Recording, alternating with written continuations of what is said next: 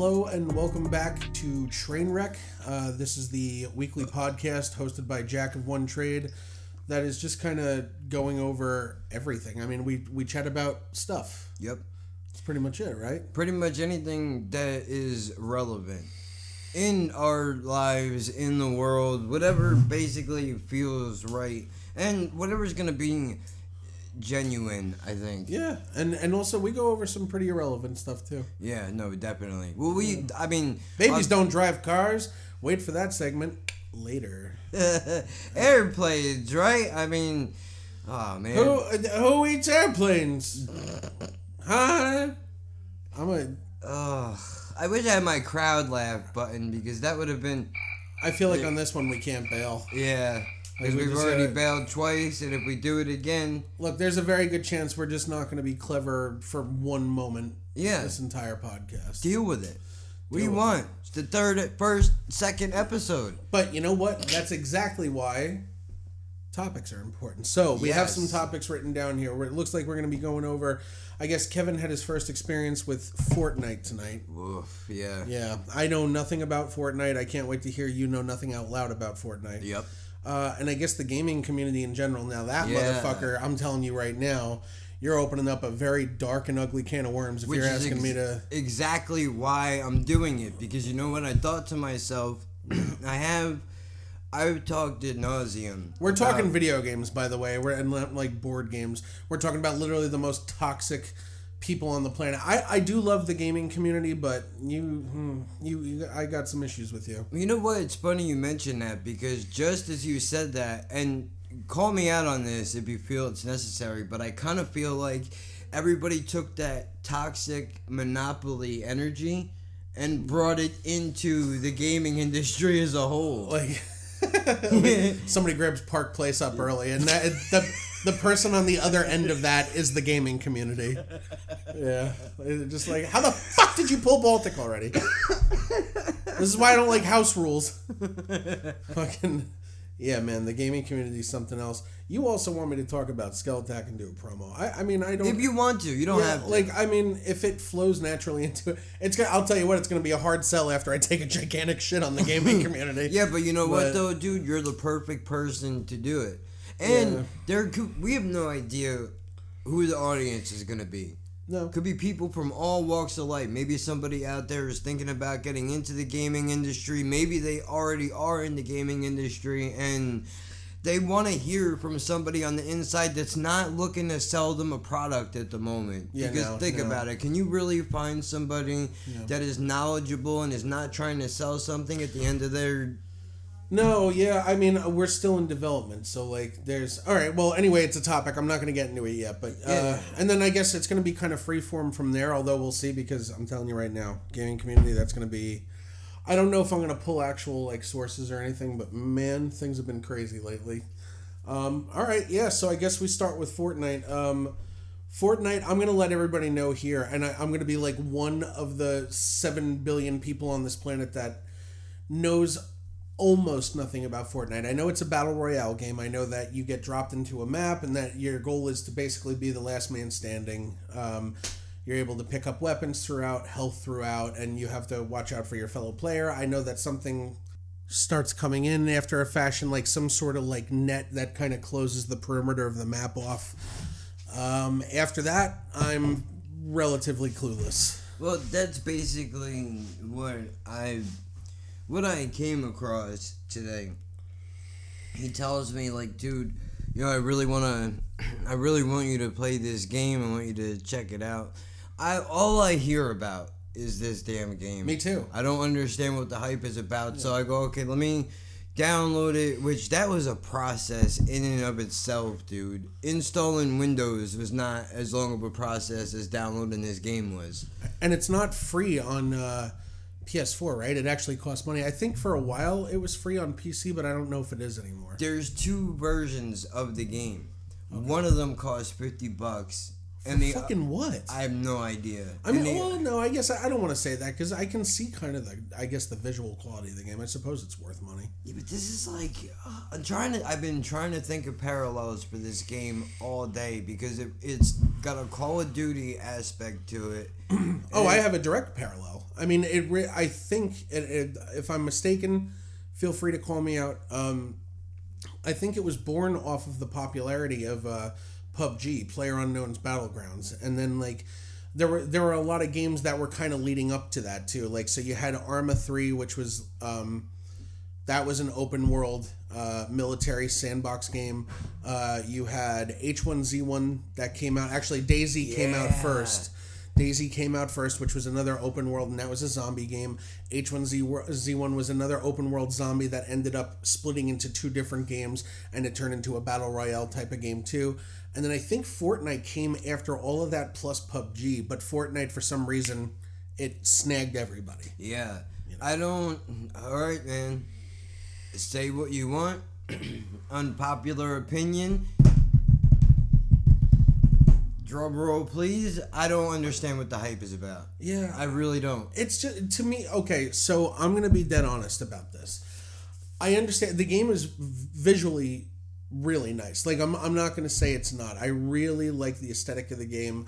I like that there's base building mechanics. I like that there's almost hide and seek mechanics.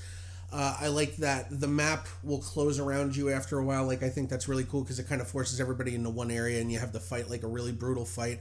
It makes me think right away of the movie Battle Royale, the Japanese movie, which I feel like was the inspiration for a lot of these games. And then also like a more modern inspiration would be the Hunger Games. But like this is my whole problem with it is that games keep making this. Game makers keep making the same game over and over again. So like PUBG and Fortnite, they mechanic wise and kind of the point of the whole thing is virtually indistinguishable from one another. Like, they're really not different. I mean, I've never played PUBG. I've never even seen what it looks like. Yeah. So, just going into Fortnite alone, I can already tell you, okay, cool, you pick your character or the one that they give to you, because from what I understand, you get something called V-Bucks. Which you dump real money into to get game currency, and that's how you get skins or whatever, and I'm assuming characters. Yep, because this is the age of in-app purchases and microtransactions, which I cannot fucking wait for the revolution to come. You know, we're talking about the next topic being kind of the gaming community. Yeah. Let me get into the fucking development community, then you'll hear some real shit talking. But anyway, yeah, microtransactions are fucking bullshit. In-app purchases are fucking bullshit. When I pay for a game, I expect to get the whole goddamn game right there front and center. Exactly. But go ahead. Like, dude, okay, I click the button to go. Immediately, I am greeted by a blimp or a plane of some sort, and then to which there's a countdown where I have to press the spacebar button to jump out of the plane. We're already Call of Duty-esque, right? So you press the button, and then your guy is on a fucking hang glider. Mm-hmm. And if you don't know the buttons like I didn't, I'm sitting in front of the computer for 5 minutes waiting for this asshole to touch the ground. When does the game start? Yeah, there's I think there's so I know I've watched other people play the game. There's definitely a way to speed up your descent and to like kind of navigate yourself toward like, I guess, what you're considering the most ideal part of the map, whether it's because you know that it ends up getting packed out with resources or because there's less players landing there, so you have more time to kind of gather resources. I love the thought of you just like everybody's already into the action like 30 seconds in, and they're watching this one floaty moron fucking go all the way across the map and back. Dude, I'm pretty sure I have it on we did a live stream today, and I'm pretty sure that's recorded in the live stream on Twitch somewhere. I got it. Oh, you did Twitch? Yeah. Oh, nice, man. Awesome. So I put a content over there, dude. But I was mad. I was literally looking at Spencer, going, "Dude, what the fuck is this? What do you have me doing right now?" What is like, dude? Once you hit the ground, the game is cool. Like, all right, first of all, that's not a good way to start out an argument because you already have to try to punch up. No, I disagree. You know what? I'm on Spencer's side, and I'll tell you why. Because I give the same argument when it comes to TV shows. Okay. Like, I'll say, dude, if you can make it through the first season, the second season's where it really kicks off. All right, that's fair. I'll give credence to that argument. The only thing is, My favorite part of Fortnite so far is the hang gliding. Like, Yeah. I played it. I played it for like 2 fucking seconds once because my girlfriend was playing it. Yeah. And the second I touched the fucking ground, I was tapped out. Like, yeah, okay, whatever. I'm a sucky player. You can say that. But, like, I got tapped out, and then you're just fucking sitting there the rest of the game. Was it now they have, when I downloaded it today, they have immediate respawns now. Which Really? I guess that wasn't always a thing. I guess not, yeah. But when I put the video up on my YouTube channel saying that we were going to be doing live stream over on Twitch, I forgot to turn that off again because I'm an asshole. I completely lost. Wait a minute, I'll get it back. It's coming. It's creeping into the light slowly. That's what it was. Somebody commented and said, Holy shit, can I just say, you are the first person to actually get it back by talking about getting it back. That is magic. Where somebody commented, it was like, dude, that's not really my style of game just because how competitive everybody is. Yeah, to where I yeah. guess like the second that you spawn, they're looking to shoot you in the head.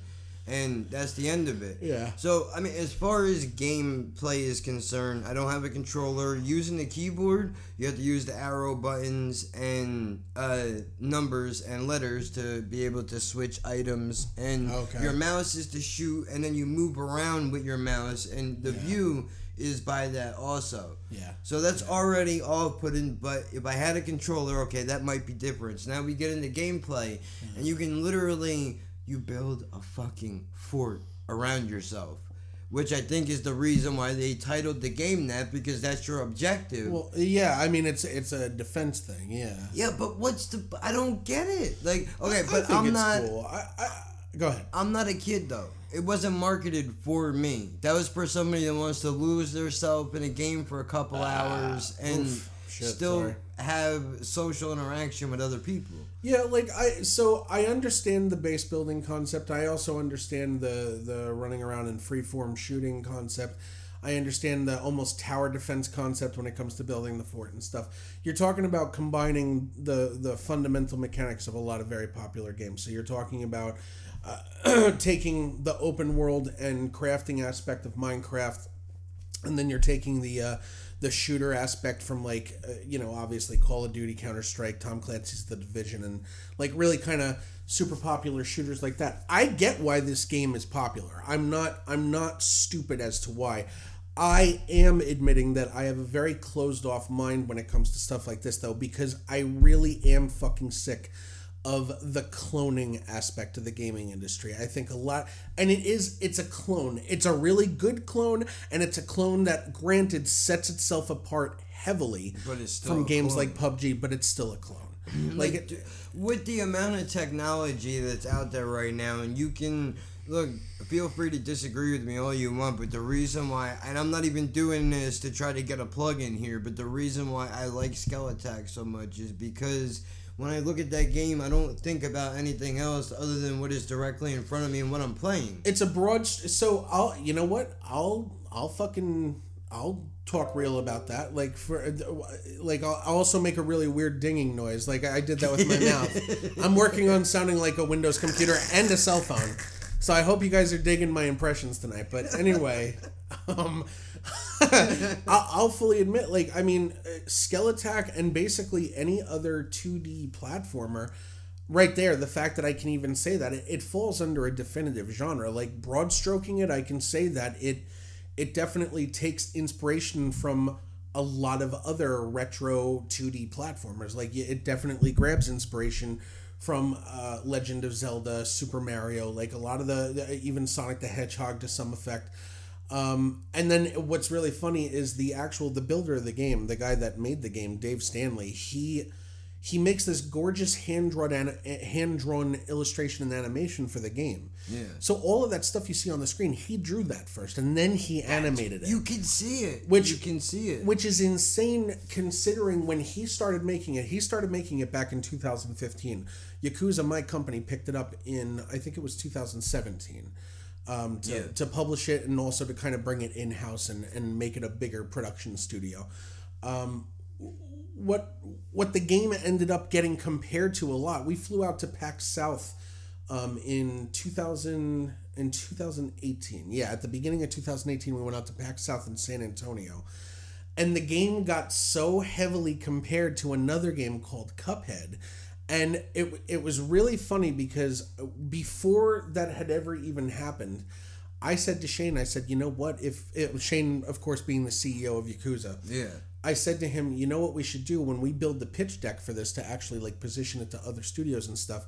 We should make the comparison to Cuphead. We said, because it's there. Like, it's another beautiful, hand-drawn, cartoonish 2D action game.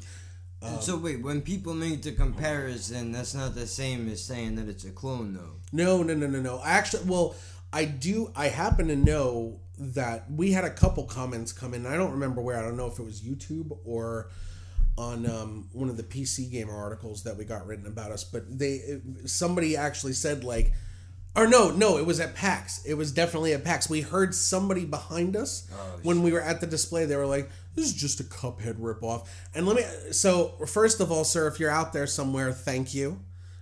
Because being compared to fucking Cuphead, so much so that you think it's a ripoff, we really appreciate it. Dave had no fucking clue what Cuphead was when he was making this game. And I know that because he told me that in private conversation. Like, it's not something we worked up for him to say in public so that, like, people stopped thinking it. Like, legitimately, he was like, dude, I didn't even fucking know what Cuphead was. And it actually used to annoy him that he got it compared to Cuphead. Yeah, because he's like, dude, this is my own game. Yeah. I'm not trying to make somebody else's. I get that 100%. I mean, he was never like nasty about it. He was never. Dave is the farthest thing from a prick. But as an artist, though, when you're making something completely original and unique in your own mind, and somebody takes it and just goes, looks like that over there. Yeah. You're like, no, it doesn't. No, it doesn't. I made this thing. You want to say that the whole time. Yeah, like, I breathe life into this. What are you talking about? But I also that's a short-sightedness that artists have, right? Like, 100%. And I'm not saying that about Dave in particular. I'm saying that about every artist. Mm-hmm. To be an artist, you have to have already been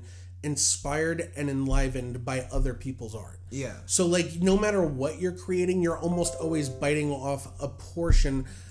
Did it get better? Like, I sound better with that, right? Yeah, like definitely. that was a nice clear ding. You know definitely. what I mean? And you did it right in between two words, which is impressive. It's like when the guy's drinking water and the puppet sings. It's crazy. But I'm gonna fucking throw your computer out of 5 windows to make sure I get the job done. Anyway, yeah, like the comparison, I mean, you're always going to get hit a little bit hard when you get compared to something. How's that for a new tab? What? Oh, leave. It's time to gather myself. Let's see if I can talk myself back into remembering what I was talking about. So like, it's that, it goes back to that saying about like the greatest, imitation is the greatest form of flattery, right. You know? But it's not that, right? Like, it's just every artist takes a piece from some other kind of art that they've loved. Yeah. And they bring it into their own work and they make it their own. Yeah. So, like, it ended up becoming a great compliment to us. Like, we ended up loving hearing it. Dave ended up loving hearing it. Like, it's because he realizes, and not that he was being shitty about it, but that insecure part of every artist, he must have looked and been like, well, you know what? The fact that we're being compared to something that everybody likes so much is a good thing. This is what I'm saying. Like, if we heard somebody behind us say, like, oh man, this is a ripoff of the Nintendo version of Home Alone, like, we'd be like, oh my god, we have to start from the beginning. Like, to get compared to a game like Cuphead is so fucking flattering. It's great. And even though that dude walked away angry about it, we were like, that fed us the rest of the day. We were like, that's fucking great. You know, I don't understand. I mean, now I don't know shit about games, but, and correct me because I'm sure I'm wrong, but when you design shit in a game, aren't there only so many avenues that you can go down where there's gonna be some resemblance of something somewhere, even if you don't try? So I'm gonna hold out, I guess, some kind of twisted optimism and say I still think that the mold can be broken. I don't think it has been yet. I don't think a game's come out that has really like super broken the mold beyond anything that we've ever seen. But I do think that there's room there for something revolutionary to happen. That being said, Yeah, I mean, there's going to be similarities simply because there's a lot of what I was talking about before, very well-defined genres in games. Yeah. So, like, you have your Sims of the world, you have your RPGs, you have your 2D platformers, you have your 3D platformers. You can even break it down by, like, really hardcore main genre, like sci-fi, fantasy, action, drama, romance. Like, there are things, there are presets there that games tend to ascribe to, but when it comes to breaking the mold, it's very difficult because you kind of have to move with the technology that's available too. Yeah. So, like, I know the day is going to come where you're not just, like, we're already moving into virtual reality, augmented reality, mixed reality applications. Which is scary, by the way. What do you think's scary about it? No, you know what? Diversion. What do you think is scary about virtual reality and augmented reality? Dude, like, all right, first of all, people have... I can't believe I'm about to lean on this argument because the legs are shaky beneath it. But people already have paranoia issues and problems with connecting to the reality that they're in now. When everybody starts shoving these things onto their eyeballs and they live in this separate world 24 hours a day. Yeah. I don't know, man. And I also think that leads us down a deeper, darker road of microchips and everything else, which you can say always, like the little nanobot things that'll be good for disease and technology and all that shit, but it's scary to me, man. Maybe it's because it's different, and I didn't think that this was going to evolve this quickly. You know what? You're making me... So what I'm going to do, I'm going to write down something for you here, and I want you to look this up on your off time. You don't have to do it now. Yeah. But it's something called transhumanism, because you're talking like the most doom prophet people in the transhumanist movement about, like, when the singularity happens. There's something in transhumanism called the singularity, and the singularity is when basically... robots and people are one? No, actually, it's when robot intelligence surpasses human intelligence. Completely. And that's what they're scared of. They think that they're going to be able to control us because they're going to be they're going to be infinitely smarter than we are. Dude, you're on that script. Well, and I'm talking about being able to... iRobot shit, dude. And I'm not saying that they're gonna fuck it. They're not gonna... I don't think they'll be smarter than us, but because they don't have to worry about emotions, they could be far more calculated than we are, and they would probably get things done with more precision. So let me throw in here that everything that's said on this podcast is opinion. Yep. Because I don't want anybody coming... Like, I don't want some transhumanist expert coming after me about what I'm about to say, but I'm going to say this. There is literally no point at which I can imagine robots taking over humankind, and the reason I say that is because they have a power on, power off switch, and we don't. Okay, what about governments, though? Since we're going down this dark road, I say we go all the way. What about, like, being able to, like, implant subconscious fucking shit in you or something? No. Like, okay, they have bombs and shit, right? So who's to say they can't send... And as I'm saying this, I realize how dumb it sounds, right, but... Let's hear this, Kevin Jones. If they don't have... If they have the on and off switch thing... Oh, man. It just kind of fell apart. It fell apart. The point is, though, that you don't think that power could be abused, is what I'm trying to say simply. Any power can be abused at any time. Okay. This is the thing, like... To live in fear of tech is to deny tech and to ignore tech. And I'm not saying this to be disparaging. You have to understand that. But, like, if there were people like you at the forefront of technology would end up standing still. Yeah. But, like, I don't get me wrong. I think robotic arms and legs and shit, like, that's a good thing that is happening. That's a great application. And I guess you can make the counter argument to that. Whereas if you're fine with that, then really that should be the thing that you're most afraid of. Right, because that's the stepping stone of all of it happening. And if that doesn't freak you out, I mean, it did for a while. But... I mean, but the fears that you're bringing up and the worries that you're bringing up, what is controlling all of this tech? It's people. Humans. Yeah. You're scared of people. Human error. You're scared of what people can do. Yeah. So tech is not inherently scary. It's people that are inherently scary. Like, the people could. I'm not going to sit here and say that somebody couldn't take something completely benign and not harmful at all and make it horrible. Yeah. That being said, there are also chances, well, not chances, there are definitives on the other end of it where, just like you were saying, I just read a report today. I can't remember. I don't know if it was on it was on MSN or Yahoo or something, but the very first successful stem cell transplant just happened in somebody with that was paralyzed. Oh shit. And now they have upper body movement again. Oh shit. Like that's tech to me. That's the side and look, I understand I'm choosing to look at the benevolent side of tech, but really that's what you're going to see more than anything. Now, if you want to talk about scary realities in tech, rather than robot uprisings and the government planting chips in you, I'm worried about what it's going to mean for human jobs. I'm worried about what it's going to mean for how many people are going to have access to it because of how expensive a lot of this tech is going to be. Well, see, that's the other thing, too, is, all right, right to your first point, human jobs, which if you go to any grocery store or gas station like a Wawa or a Quick Check or Winn-Dixie or whatever you have wherever you are, self-checkouts seem to have a longer line in some places than the cashiers do now. So I can see that end of it. And then the other end of it is there's a big problem with the fact that I can't.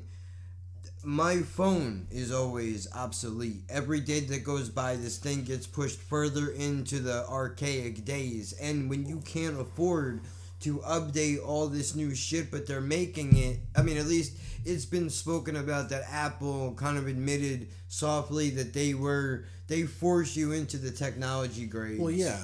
And you're going to... Again, this is a human-related issue. That's something that's actually well documented. It's called planned obsolescence, and it's been happening for. I mean, it's got to be over 2 decades now. Where one of the greatest examples outside of tech is you talk about like old muscle cars. Actually, old cars in general, really, like the Buicks and the Oldsmobiles of the world. Those things were fucking tanks. I know people that are still driving around in old-ass Buicks because they were built to last. Yeah. And cars aren't built to last anymore. No. They got styrofoam in the bumpers now. Almost everything is built to last a period of between 5 to 10 years now. See, here's my counter argument to that. I don't understand. You would think if you give me a product and you say this thing is supposed to last 20 years, and even if it lasts me 15, I'm going to come back to you because your product was reliable and I know I can trust you. Yeah. But as I understand, as a business, you're looking at that and going, well, there's 10 years that we don't have profit coming through our door. But at the same time, if you're building something and you say I can get 15 years out of it and it lasts for 5, you're still losing business anyway. Well, this is the problem with, there's not a lot of innovative thinking in sales-based places. Like, forced obsolescence is a thing, planned obsolescence, rather, is a thing.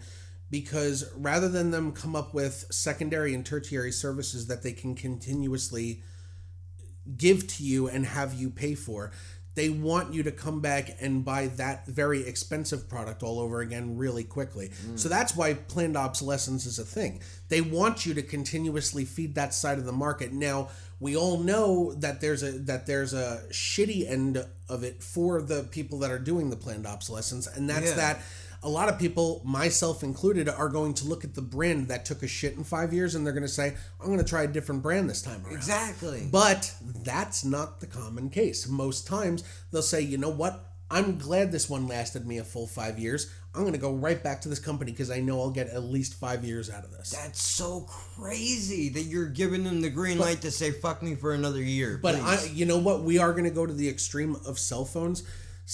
That's, again, this is a planned obsolescence thing, and since they can't make it so that the phone literally takes a shit in 9 to 12 months, what they're doing is they're getting rid of your ability, for instance, to replace the battery. So you can no longer replace the battery. It's part of a unified system now. I had an LG Power X that was like that versus the LG Stylo that I have here, and this phone is at least probably a year or 2 before the Power X, dude. And the difference between the two, just knowing that I can't take that battery out makes me paranoid already. Yeah. The fact that I can't see it, and then I gotta replace the whole fucking thing, dude. Yeah. Who has the fucking money for that? Well, and now this brings me to the biggest thing, and this is why planned obsolescence works. This is why every 6 months when a new cell phone is churned out, every 6 months when a new Call of Duty is churned out, every 6 months when a new this, that, the other thing is churned out.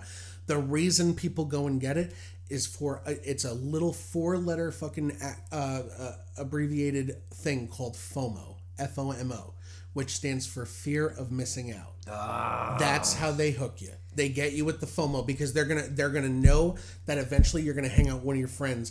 You're gonna be sitting there with the Samsung, and you're gonna be old 6, and they're gonna have the Samsung 7 in their hands, and you're gonna be like, motherfucker, they got it before I did. I missed it.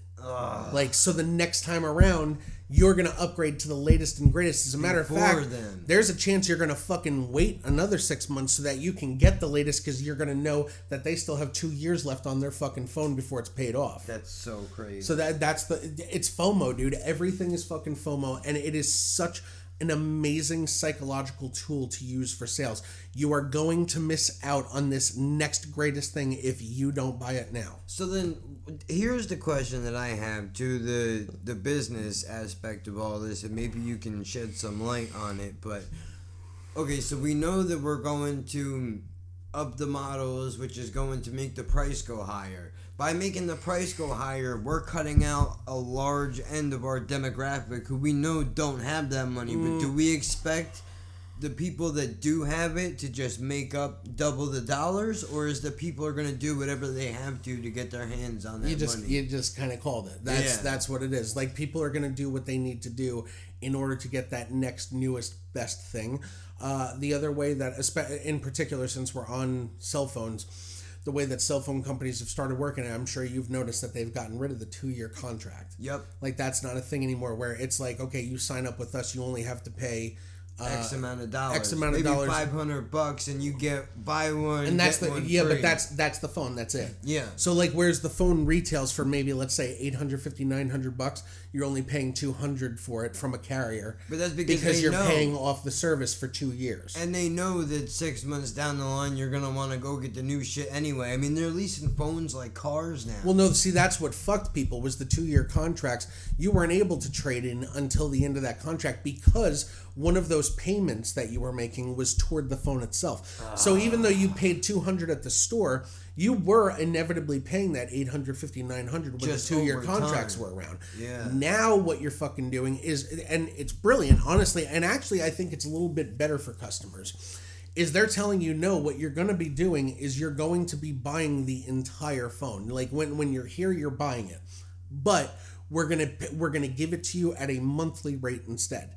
So you're gonna pick up the phone, and instead of having to pay $200 on the spot there, you're only having to pay, if you're already with the carrier, for instance, you're only having to pay like $30-$40 on the spot.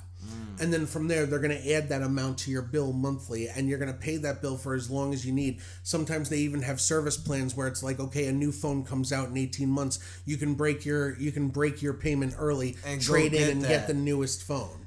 So that's how it's working now. That's a little bit better for consumers, especially with how fast new phones are coming out. But still, it is driven, and how could it not be? We live in a capitalist country.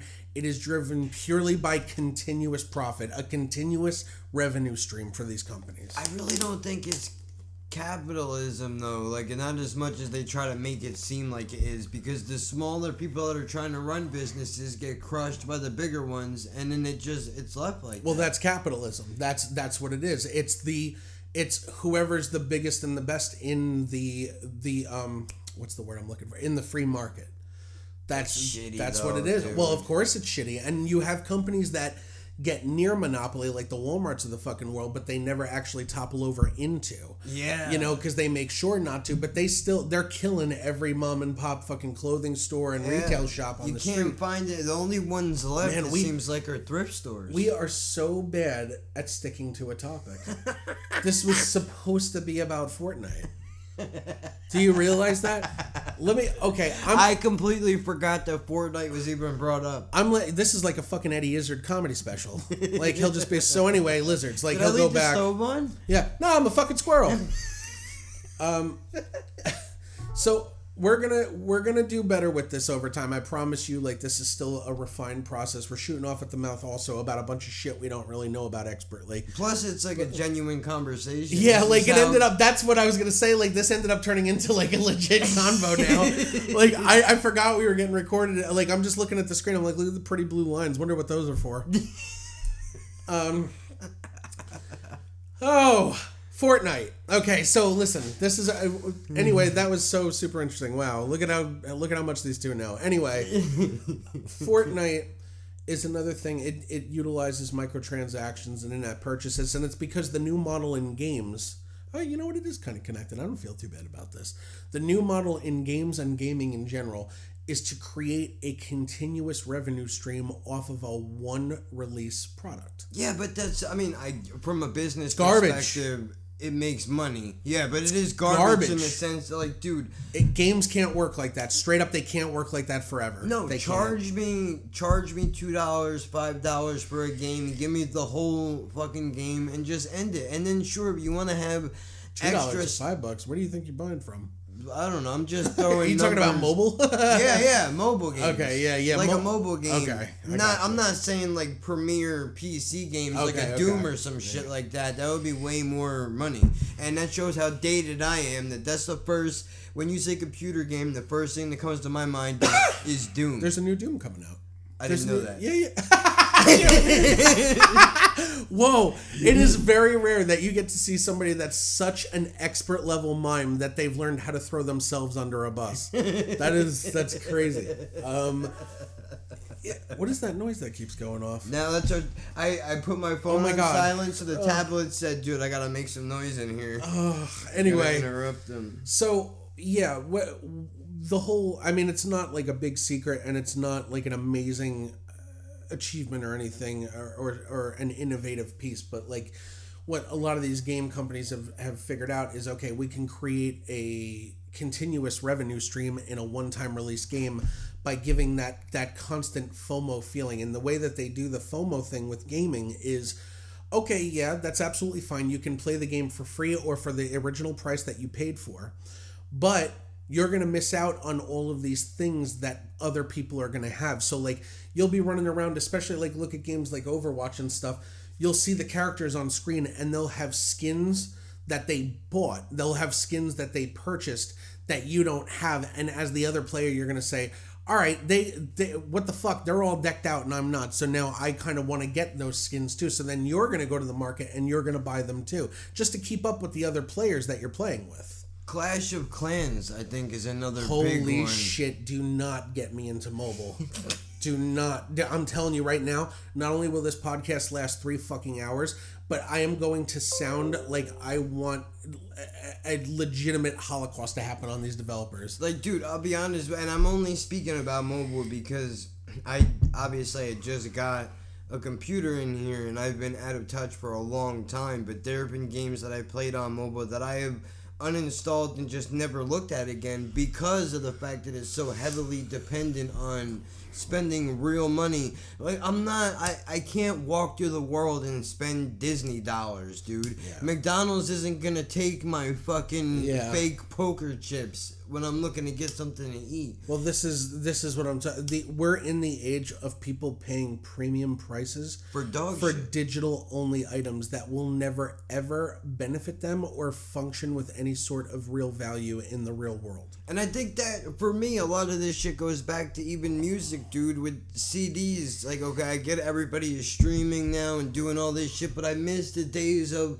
the hard copy when you could hold it in your hand. Well, that's because we used to own things. Yeah, it seems like nothing's real anymore. You know, there's no ownership, and so you're talking about also just being in the digital distribution realm where you're purchasing a game off of a platform like Steam or GOG, which GOG. They get a lot less hate from me because at least they're digital rights management free. Like, they actually let you keep the game whether or not you're using their client. But then you look at, like, EA Origin, which is another kind of Steam kind of fucking distribution platform.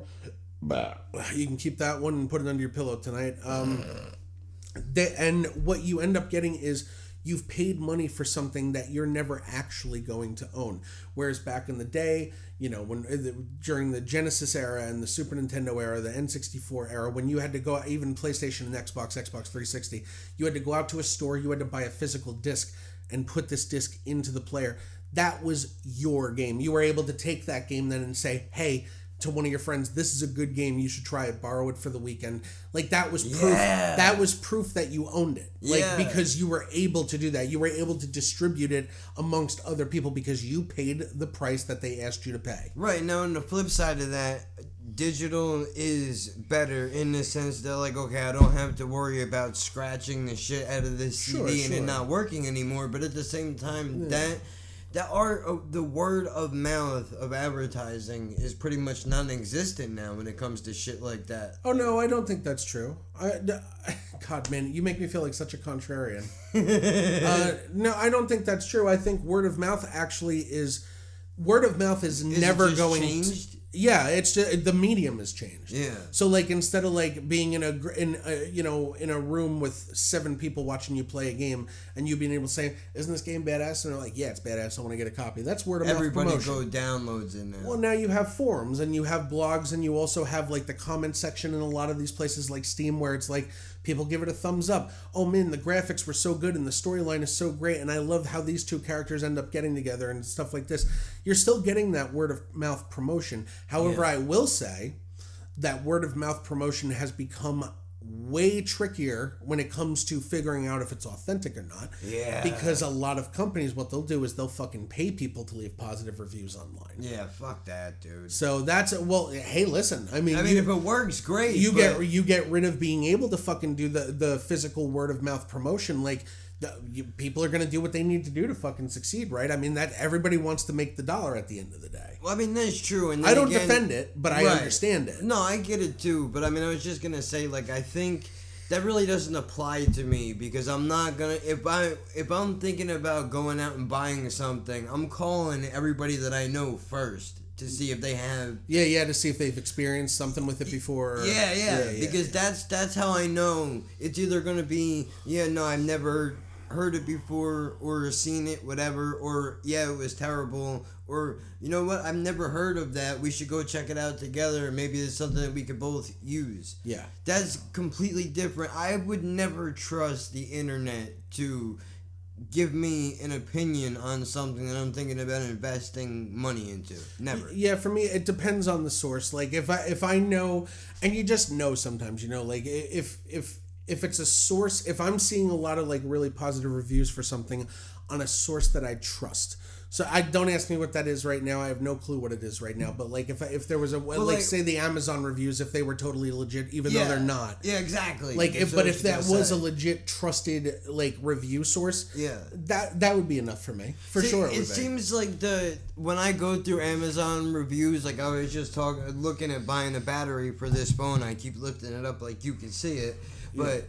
It seems that when I'm going through the reviews and the comments, all the ones that are positive, I just put off to the side like they're not real, and I only take in the negative ones because I figure that those are going to be the ones that are the most honest. Well, and it's really funny because that's been in several news pieces that I've read online is everybody tends to gravitate toward the negative first when it comes to the reviews. Because you want to see how bad it's going to be because they could be making up the positives. Yeah. So reviews in and of themselves are unreliable to that extent because human psychology dictates you're going to look at the worst part of something before you look at the great part of something when you're left independently to do so. Definitely. It's very different than somebody walking up to you on the street seeing that you bought something and they're like, "Hey man, I have that at home and it's fucking great," or "Hey man, I got that, what I would do? Turn tail right now and fucking return it. It's a piece of shit." That happens occasionally if you're going down the right street and you run into the right person. Yeah. But I will say to people, like, dude, I've told this story a few times. I don't think I've said it in any of these forums, but when I was a Verizon customer a long time ago, fuck those people, they suck. But anyway, I was in there looking for a new phone. There was an older couple that was looking to buy a Bluetooth, and you probably will remember the Jawbone. Oh yeah, Bluetooth. Yeah. And this lady was trying to sell this old couple that, and I had a Jabra, which is the low totem pole and Bluetooth. That's just very it was like basic. $20 or something. Yeah, right? Yeah. I had one of those, and I'm like, dude, it works fine. So when the sales lady walked away, I hear the lady saying to her husband, like, dude, this is really expensive. I don't know if I want to pay like $300 I remember you telling me this story. A Bluetooth. Yeah. And I told him, like, look, man, this one's $20, this one's $300, and this one's gonna work just as well as your $300 one. Yeah. And I use it. I have it in right now. Works perfectly fine. When that lady came over and found out that I did that, the people I was talking to thought that I worked in the Verizon store. The saleswoman was pissed. I mean, they do work off commission. I didn't know that at the time. So she was really upset at me. And the guy behind the counter was trying to give me a fucking job just because he's never seen anybody do that before. But I mean, I think that is the best. Like, you went from, I helped you. Well, you're not going to get the commission you thought you were going to get. That lady was not going to buy that product. She didn't need it. Well, and now that's, so you're leading into, so now we get to talk about marketing. Because, okay, so now because of how competitive the marketplace is for a lot of these different products, especially when they're very similar, and because of how inauthentic or sometimes downright untrustworthy a lot of reviews are and things like this, and even a lot of brands are, what a good company is going to do is they are going to have a solid, what's known as inbound marketing strategy. Which means, because it's not outbound marketing anymore. Traditional marketing was also known as outbound marketing. So that was you cold calling people, trying to say, hey, have you heard the good news about this new vacuums? Hey, and like trying to get people door to door, canvassing. That's outbound marketing.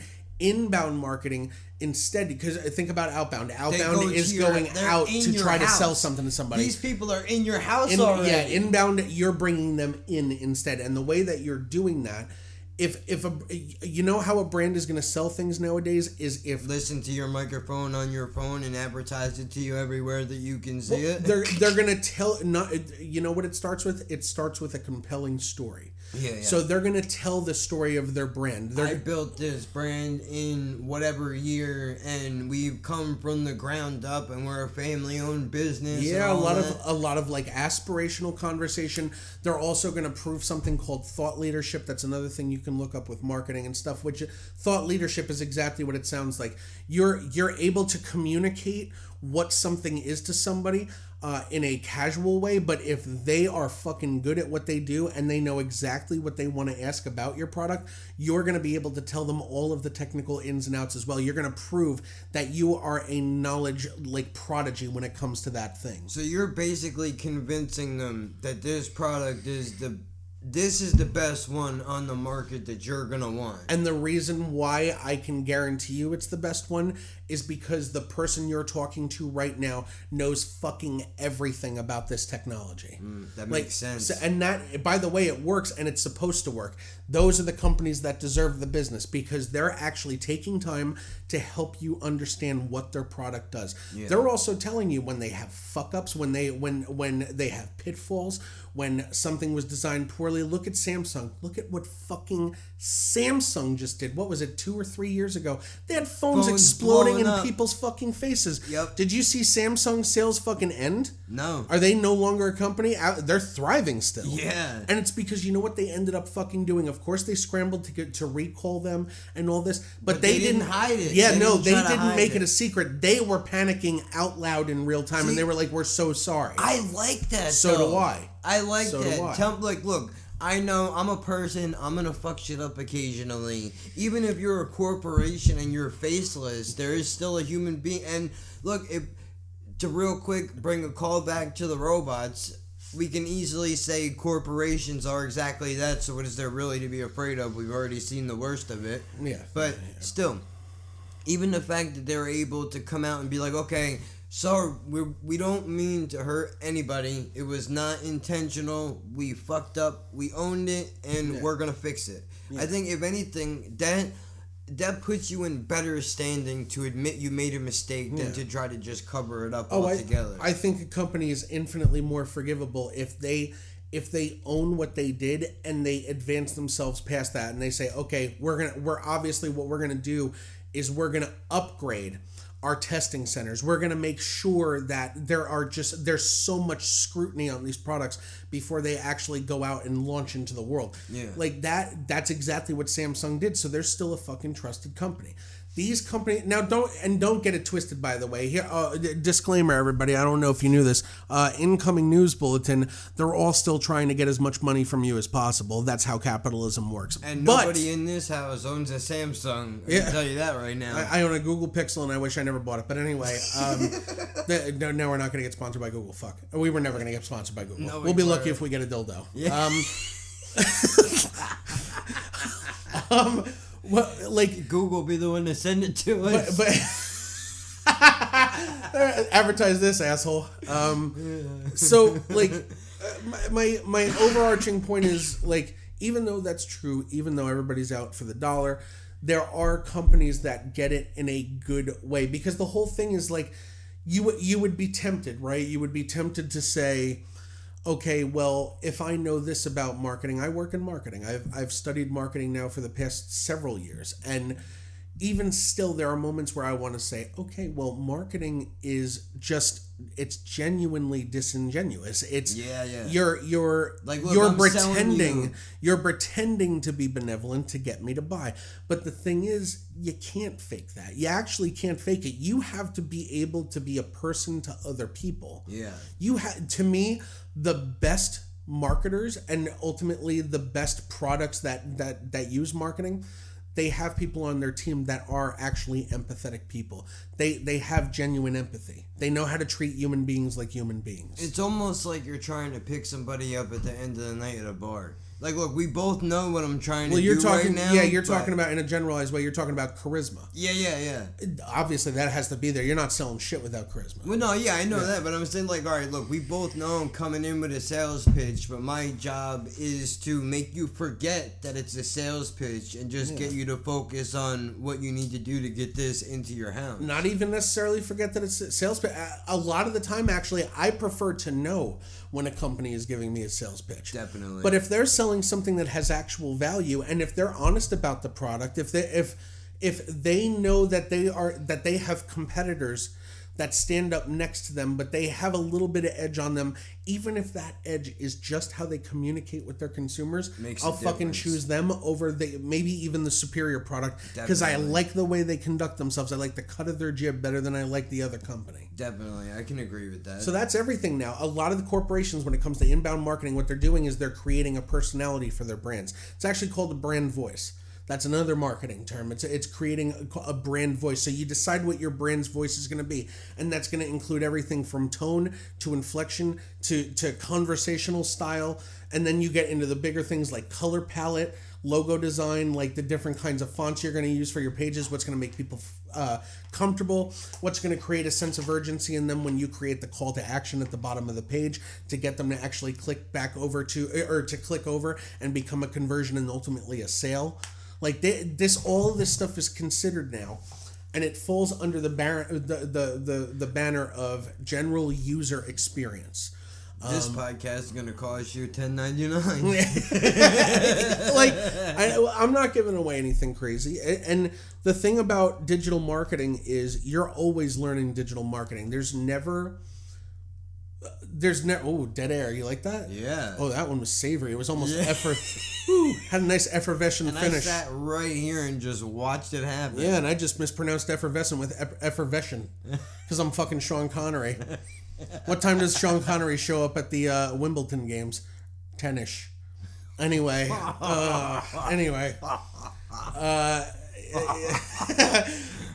on. Yeah. No, I had that coming. Let's do that one again just for old time's sake. Yeah. Thank you. I'll be here all night, unfortunately. At the end of the day, digital marketing really is all user experience. Now, there's a specific end of the creative teams for these companies called user experience, and it has to do with like the feel of a brand as you're navigating through their websites and stuff. But to me, the whole thing is user experience. It's start to finish how somebody is experiencing and interacting with your brand. Well, I was just going to ask you, is that where beta testing comes in? If you're... Okay, so like... I don't know if beta testing stretches past software or like really kind of like a lot of tech sort of stuff. I guess it does. Like you're always going to have iterations like demos. I mean, back in the day with music, like a demo is basically a beta test. Where you put out a slightly subpar version of the product that you're ultimately gonna be mass releasing at some point, and see how many people get a feel for it. So I would say that the main purpose of beta testing is user feedback. With a beta test, what you're doing is you're putting the closest version to the final version of the product out to some people, and Not what you're everybody. doing is you're getting the feedback from those people. It's almost like to work the bugs out. It's almost like what they do with when they have those. I don't even know what they're called. It's horrible. I should know what this is, but when they have those rooms full of people. Oh fuck! That like. God damn it! I know it's so Yeah. fucking easy too. I can't remember what the fuck it's called. Group. Motherfucker. No, dude, but it's yeah. I know what you're talking about. But it's that thing where they we're gonna run right into the fucking the outro. Oh no, yeah, we're gonna have to figure that out. What do we do? Wait, we can pause it. Yes, we can. So I just hit Do stop, right? Oh wait, no, pause. Anyway, we just had so. You're gonna hear a rough motherfucking edit on here, and that was my fault. Again, I'm gonna say that this is basically Kevin already recorded another podcast, but I guess we're calling this one 2.1 maybe. Yeah. Just because we're still getting used to this shit, right? Like we don't have a professional fucking studio engineer working with us like that, or an audio engineer, so we're still kind of rough here. But what happened was. We had last week when we did a podcast, it lasted around the time that we're looking at now, which is around 55 minutes. And we had the outro music stuck in Audacity for that point in time. So we've been shooting the shit so much that we ended up fucking running right into the outro music, and we had to get rid of it. And we thought we got rid of all of our fucking audio from this recording. So it almost got really fucking bad. But I would be so upset. Oh yeah, that would have sucked. Do you hear that? That is inconsiderate motherfuckers right there. Yep. That's what that is. Yep. This is how you know we don't have an audio engineer, because I'm living in a house with jerk-offs. With fucking jerk-offs. But alright, I'm not going to get too much deeper with digital marketing, but the point is like really like a good brand and a smart brand, what they're going to do is they're going to Motherfucker, Fortnite. They're gonna develop a personality, and they're gonna work off of that personality. And on top of that, I just remembered we were talking about beta testing, and I'm totally off base. Yep. Anyway, beta testing. The point of beta testing is to get that crucial feedback from a select number of you know that these are people that are you already know that they're going to like your product. If you're smart, you've developed personas, you've figured out your demographic, and you've given your beta keys or whatever it might be to your targeted demographic already. Yeah. So you know these are people that are actually going to want to interact with your product. So that's a very important part first. You don't go to a middle-aged housewife and say, "Hey, you want this vacuum?" Yeah, how about this cloud-based fucking music platform online? Yeah. Like you're not going to sell to her. Yeah, you're going to sell to a music enthusiast. You're going to sell to somebody that's a bit of a tech head, knows how to use tech. Kids, yeah. So then you get that feedback. You use that as a way to because they're also going to tell you what bugs they find. That's the biggest piece. The biggest piece of the feedback is going to be the bugs. So you listen to what people are saying about what's not working. You go and fix what's not working. You listen to what people say, what features they love the most and what features they don't enjoy, and then you prioritize your features before you release. So that's the purpose of beta testing, is you want to release according to what the grand consensus of feedback is that you get back from those people that use that beta version of your product. I feel like we're recording on the set of the Sunset Limited, man. All this screaming and yelling going on out there, and am I the only one that is freaking out right now that there's no blue lines? Sweating. Yeah, no, dude. That's not great. There you go. Okay. There's your blue lines. We're fine. Woo! Yeah. Bro, but my hands started sweating, dude. No shit. Dude. I just got really worried. It's like, oh no, it's all gone. What did I do? I saw the scroll was at the bottom. It was on the inactive. Yeah. Oh my god. It's the inactive track, buddy. You're okay. This is, I'm no shit. It's hot in here. But anyway, yeah, I'm making a game called Skeletak. The gaming community sucks at large. Yep. What else we got here? Listen, dude, go download that fucking demo, bro. And I'm not even listen. If you want to see the game, I'm an idiot. He's pointing at you. He really wants to fight you right now. Yeah. Get it. Listen, the game is really awesome. I played it on my YouTube channel.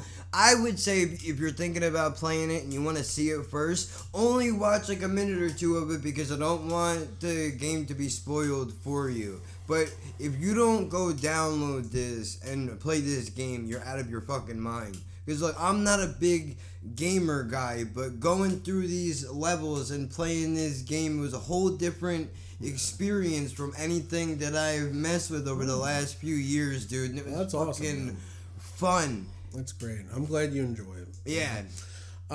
Yeah, and by the way, the only reason I moved on to Skeletak is just because I really do. I think we should cover off on like everything. Like I'd like to hit all these topics, you know. Yeah. Let's do Skeletak first because that's a friendly one. Yeah. And then I'll go to gaming community. Yeah. All right, so what I'll say about Skeletak, I'll do the hard sell right up front here. If you head over to www.skeletak.com, that's www.skelettack.com. You can download the Deado. You know what? That's actually pretty great because it's a skeleton. And you were thinking about dead air. I think that's why you said maybe that's what it was. I don't know. I'm thinking about all kinds of shit right now. You head over. You can download the demo if you put your email in there, and they don't spam you. Real quick, let me cut you off. I don't know what I would call myself, but I downloaded the game. I played it. I put my email in. You know what I didn't get? My email spammed. Not one time. Which, by the way, is us being shitty at our job as marketers. Like, we should totally be giving out more emails. But the point is, it says we will never spam you. And for the first time in my life, I felt reluctant when I hit that button. But honestly, I have not been spammed. Does it say that? Yeah, it says we will only notify you. I didn't know Shane updates. put that in. Oh, wow, that's great. Okay. Yeah, so you don't have to worry about us bombarding you with anything. Like, we'll just let you know if there's major updates. Which, by the way, segueing into the next part about Skeletak, this game, okay, so Shane and me and Yakuza in general, we've been working on this game now we're going on a year and 8 months as of February. But Dave has been working on it since 2015, so he's got almost 4 years in this game. I got it right now. That's fine. I'll talk about this for a second. What ended up happening was we came in and we changed a lot of the fundamental stuff about the game. Never the art. That's one thing that always stayed the same. Dave Stanley is an incredible artist. I mean, the thing that caught me about Skeletak when my company Yakuza picked it up, we started as a publisher, an indie publisher back in 2017. And when we got this game positioned to us by Dave, Shane sent it to me and he said, I want you to take a look at this game, tell me what you think, and see if maybe we should work with him. And I looked at some of the videos of Skeletak, and the thing that grabbed me right from the get-go, and it was the tiniest, most inconsequential little thing, but it was the fact that the main character, Scully the Skeleton, when he swung his sword, he would squint his eyes, like he was actually straining to swing the sword. And right off of that, I said, look, man, the guy obviously lives in this world in his head. If you're gonna remember to add eye straining when you swing a sword, you're in. Like, this is what you want to be doing. Like, there's no doubt about it. This guy has a true love for the work that he's doing. So that's what got us to pick up Skeletak. Now, I'll spare you the boring details, but jump a year and 8 months into the future, and you're looking at a game that is vastly different than its original form. The levels have been built out. Levels have been added. Animations, NPCs, which are non-playable characters for those scoring at home. Mechanics, obstacles, bosses, boss mechanics. Like, there's just been so much that has been added to this game. And what it's really been is just not... It hasn't been anything that kind of caused a core change to the world. Rather, it's been something that has just endlessly enhanced the world as we've been developing. Kevin opened a can of Monster. So I know you did, and that's why I called you out, because I'm a piece of shit. That's why I did it. He was like, "Yo, I'm gonna just slip right back in here." And, I tried. He said, "Oh hell no, that's my butthole." That's my butthole. You get out. Yeah. So like, what the name of the game has been for the longest time has been Enhancements and Skeletak. That's the actual name of the game. But where we are now, the main story has basically been just, it's a reverse dungeon crawler, right? So instead of being a human hero jumping into a dungeon, killing all the baddies, taking all the loot, and winning the day, this is the opposite version of that. So what you're doing is you're playing as one of the typical non-playable characters named Scully the Skeleton. He's an undead skeleton that lives down in the dungeon, and it's his job to drive the human heroes out of the dungeon to guard the treasure. I wish I could plug the end to the game so bad, dude. Really? Yeah.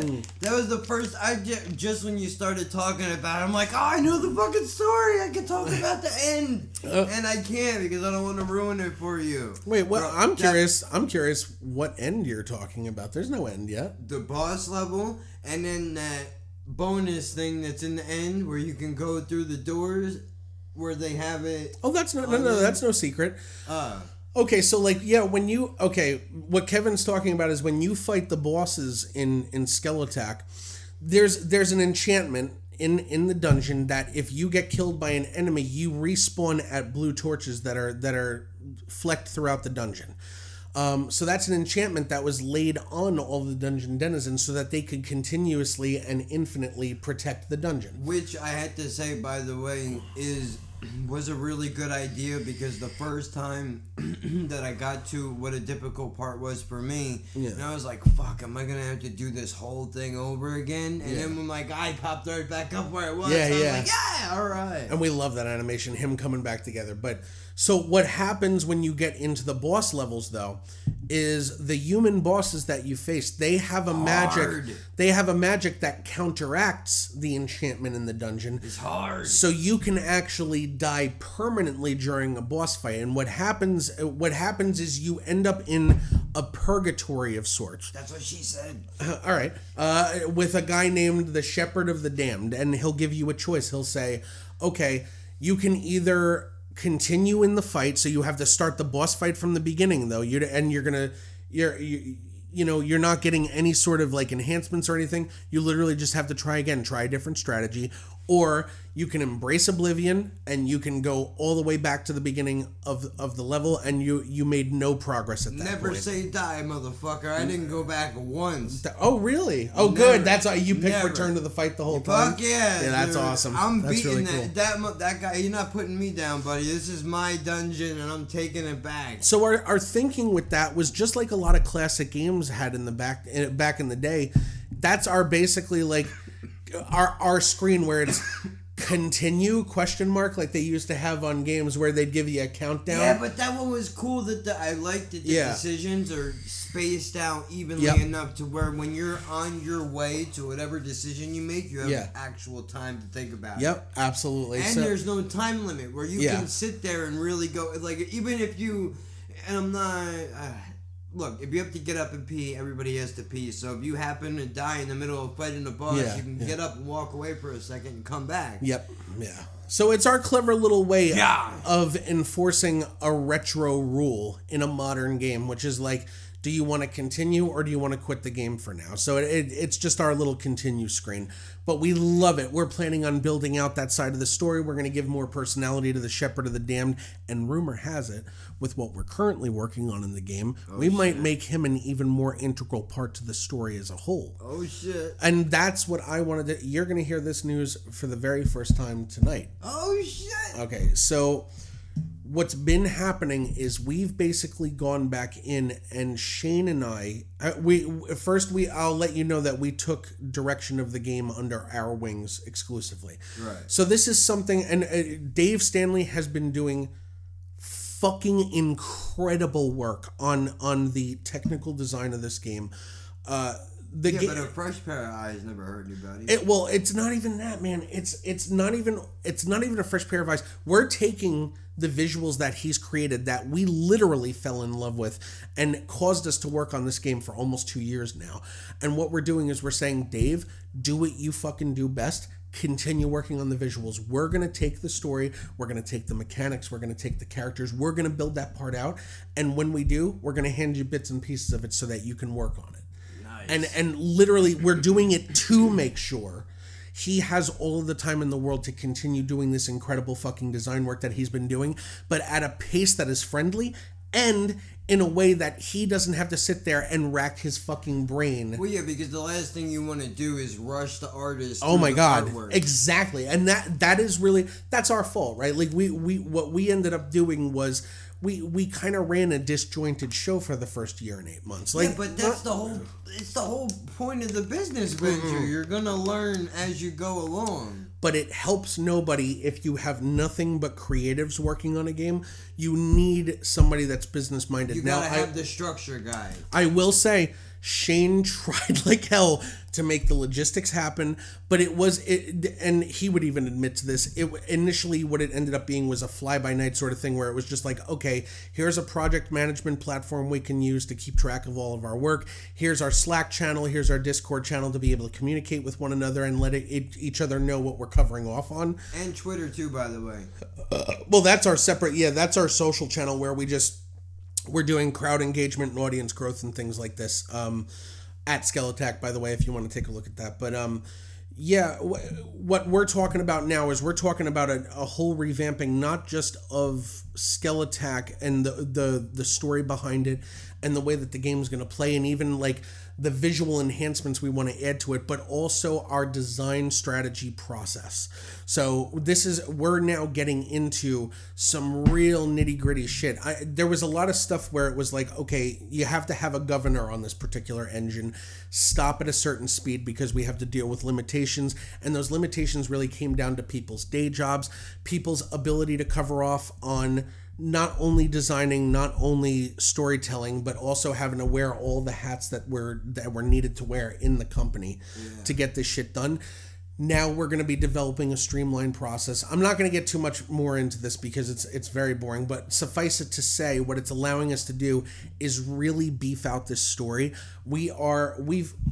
Shane and I just worked on a fucking killer intro to this game. Oh, I'm excited. And when it gets fleshed out, and then when you're moving, there's going to be this whole new level of cohesion to everything you're seeing. There's going to be a depth of story. There's going to be stories branching off of stories. There's going to be quests branching off of quests. Like, we're not thinking in any sort of box anymore. What we're instead allowing ourselves to do is think extremely big, and then if we need to, depending on limitations, depending on budgeting and stuff, scale down slightly so that we have something a little tiny bit more realistic based on what we have at our disposal as far as resources are concerned. But I am letting you know, we are not hardcore looking at scaling down anything. Matter of fact, what we're looking at doing is adding. That is our big mission here. And so Skeletak, everything we've been promoting on Twitter, everything we've been promoting on Steam, anytime we've spoken to press, anytime we've released a press release, every time we've released a video, every time somebody's played the demo, every time we've done a beta test, no matter what we've done, it is all going to look different by the end of this. Now, I don't mean it's going to look different. David Stanley's fantastic, gorgeous fucking art is still going to be the main driver of what's going to compel people. It's the story, the way the story plays out, the environmental mechanics, how the environment is going to have a lot to do with. You're really good at that. Dude, thank you so much. Like, I added reverb. I didn't even know I could do that. I screamed into your closet. I screamed into your girlfriend's asshole to get that reverb effect. Yeah, what that's nice. So we'll never be able to use this clip on Twitter. Anyway, We cut that part out. Cut that part out. God damn it. What we're really doing is we want to create an experience that is either unmatched or in exact parallel to other incredible fucking 2D titles that have come out. We want you to jump into this world and never want to leave. Well, dude, I mean, honestly, the little bit that I was exposed to the story by playing the demo, it didn't feel like a demo. Like, the entire time that I was playing the game, I kept going, oh man, I hope it's not the end, I hope it's not the end. But at the same time, I want to see the end because I want to know that I can get to it. Okay. Just the things that were involved in the game and going through all of it, not wanting to rush the story, actually taking the time to read what was being written out. It really gave me... Are you talking about like the lore or the dialogue? Everything. Okay, the whole nine, dude. Everything just went so good together, and I like the ability to throw myself into a storyline in a game and not rush through it to get through all the action and just appreciate what is there. And I'm not saying all this and being facetious. I really do mean it, dude. Like, I have at nauseum told people to go and check this game out because I want everybody to at least have given it a shot, a chance. Because this, I feel like this is different from anything else that is out there right now. Like, you can see that there is time and passion put into this project, unlike, and kill me if you want to, but the Fortnites of the world that just seem to be reiterating the same shit over and over again. This is different. Yeah. And it has that feel to it. When you put this in, dude, you're in the mind of a mom and pop shop owner. Oh, that's so great. That's really is what it is. I love hearing that. You're talking about that homegrown sort of like... Yeah, you can tell the difference, dude. Yeah, like, there's actual love and care that's put into this fucking game, man. Yeah. Oh, well, you're going into the stuff I don't like about the gaming industry. I really feel like that there's a lack of authenticity now, but I'm not going to get negative. You know what? This has been such a positive conversation. So anyway, I'm not going to do this. This isn't, by the way, I'm not trying to do this to plug Skeletac. This is just something... Nope, I wrote it down specifically because I wanted to bring up Fortnite, and I thought because I love this game so much, and you know about the game, obviously, from your involvement in it, I thought this would be the perfect opportunity to segue both of these things together, and plus it gives me an excuse to make it as big as I possibly can to get as many people as I can to fucking download it, so maybe we could talk about it when I get the fuck out there. And let me tell you something. I know I already kind of touched on it, but I'm going to touch on it one more time. What you see now in the demo, expect it to be completely different by the time the game gets released. It is not going to hold any similarity to the demo like we thought it was. I'm not going to lie to anybody. We thought we were getting comfortable and allowing ourselves to get to the home stretch of the game. We really thought we were there, but then we decided, we were like, you know what? There needs to be more. There absolutely has to be more to this. We want the dungeon to be so much more full and vibrant and fun. And so what you're going to see when this game actually gets released, that's the part, as one of the people on the development team, that's the part I really can't wait for you to see. But what we have in the demo is definitely aesthetically representative of what you're going to see at launch. This is hand-drawn. All of it start to finish is hand-drawn by David Stanley. I'm going to give a quick shout-out, actually, to everybody that's working on the Yakuza team. I work mostly as the marketing guy on the Yakuza team. My technical title is Director of Brand Strategy. Oh shit, I'm wrong about that. Jesus, I'm the Director of Content Strategy. I'm so sorry. And I've also helped write some of the dialogue for Skeletac. Big shout out. When you get to the big words, that's how you know he did it.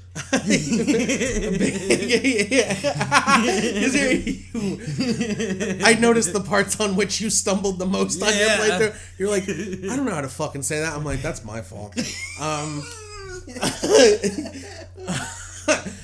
So yeah, that's my piece. Shout out to Shane Delamo. He's the CEO of Yakuza, the company that's ultimately developing Skeletak.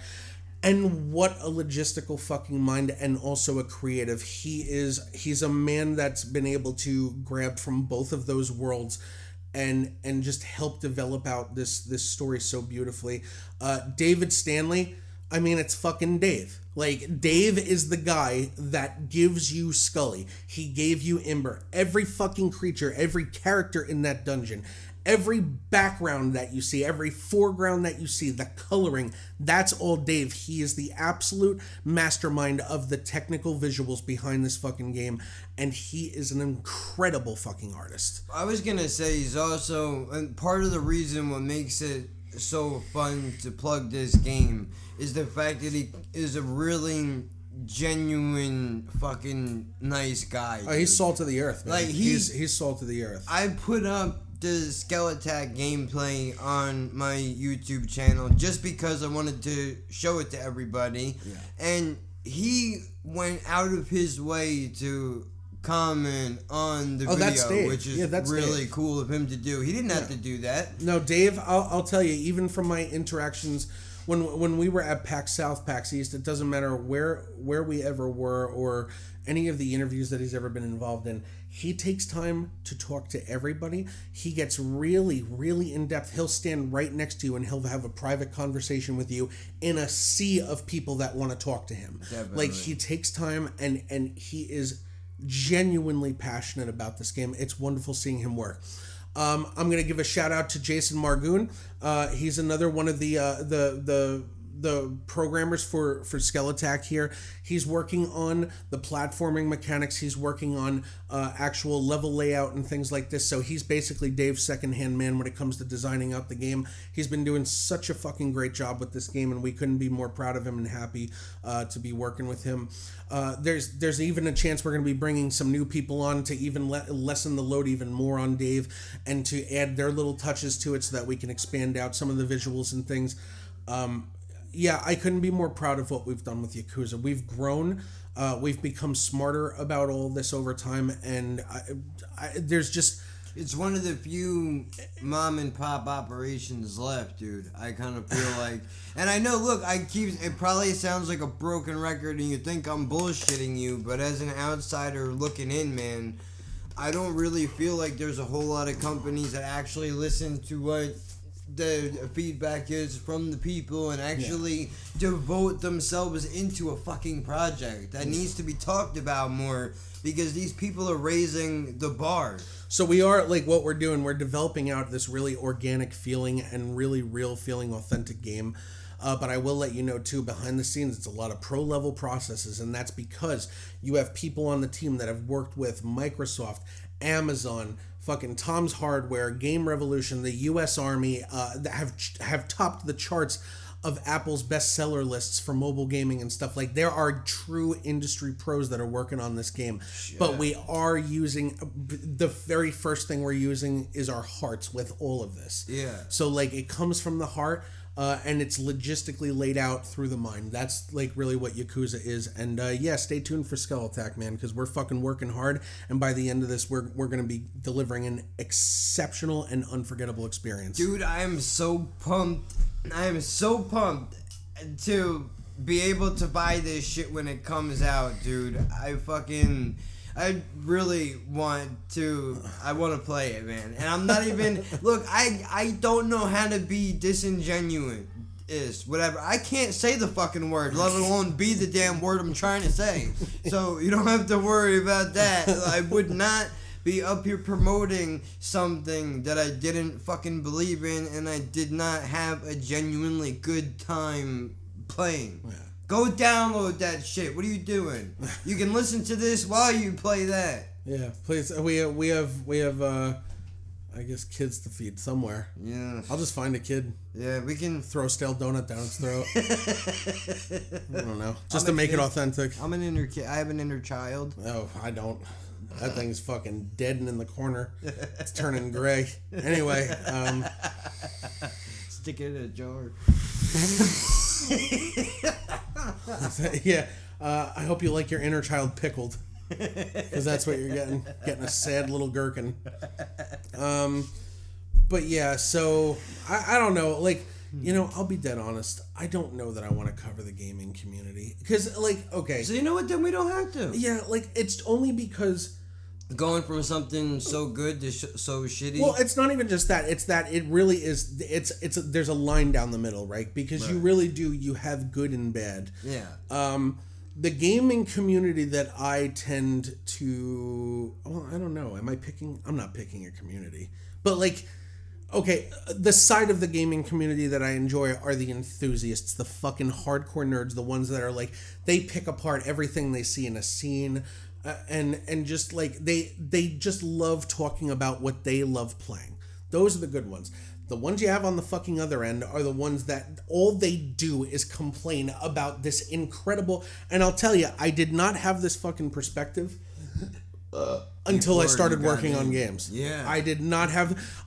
I didn't like these people. I fully, like, I've always known I didn't like them. Because you could tell the difference between somebody actually giving a real critique and somebody just being an asshole. So, well, you know what it was to me all the time is spoiled baby syndrome. Yeah. Like, these people, they get a fucking incredible game on the market. My favorite example, and so many people are going to disagree with me if they hear this, is the community that surrounded and then took a steaming dump on No Man's Sky when it was initially released. Now, I'm going to give everybody their just desserts when it comes to the initial release. No Man's Sky, I don't know what that is. was a dumpster fire. It was that air was intentional. It was a dumpster fire of the highest regard. It delivered on 0% of the promises that were delivered pre-launch.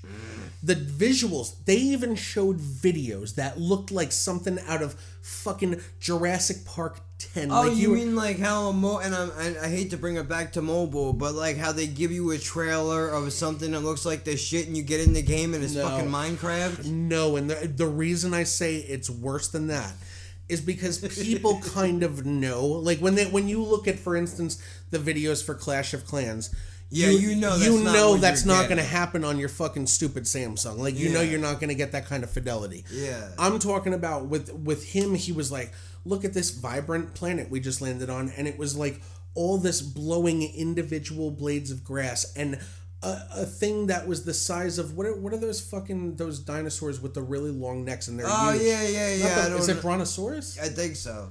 Pretty sure. I can't remember, but anyway, yeah, like looking at, and they were the faces on them, they looked like real creatures, and like all the things running past them like almost in a stampede. Oh, and shit. These so wait, it really had dinosaurs in it, and vividly, well, I call them dinosaurs, they're really aliens because you're landing on an alien planet. But then the game comes out. Oh no. And the things that you see, so the whole thing about that was impressive, well, partially impressive about No Man's Sky, is every planet that you land on, if you're the first guy landing on that planet, actually if you're the first one flying into the system in which that planet is, it's generating as you fly in. It's called procedural generation. It didn't exist until you flew into it. Right. So it's literally a computer code making this thing a planet as you fly in. Yeah. Then as you fly into the atmosphere, it's actually procedurally generating all the terrain, all the creatures, all the plants, everything. Yeah. When that was happening, when the game first came out, you were getting things like that looked like fucking garbage. And I'm talking about on a level that there was no excuse for what it was creating with how modern games look. I'm gonna boil this all down because I want to keep this short, but like suffice to say, people did not get the game delivered to them that they were promised. Yeah.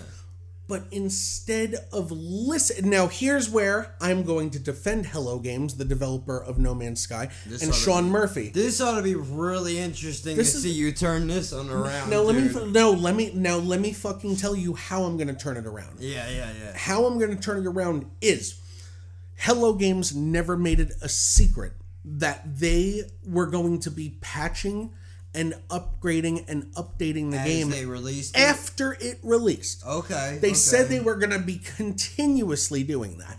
Like, it was never a fucking secret. So they never said, here's the finished product, you should have no problem whatsoever. No, they said here's the finished product, but they did. You know what? No, I take that back. They didn't say here's the finished product. They said here's the product. This is what it is right now.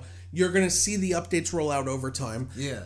But what ended up happening is people had such an ostentatiously negative response to the initial release that what Hello Games ended up having to essentially do is fucking scramble to roll these updates out and to improve the visuals and stuff. But that's just going to make it worse. You no, can't rush the art process. That's absolutely not true. They did not do it at a pace that ended up fucking them. I mean, they were scrambling to